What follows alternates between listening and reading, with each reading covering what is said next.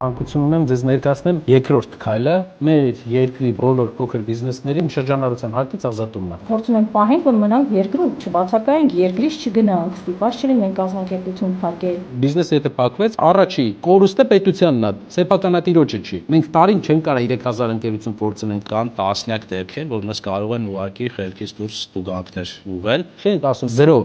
որ տույժ չկարողանան դնել։ Այս մեր փոքր բիզնեսը ոնց ասեմ,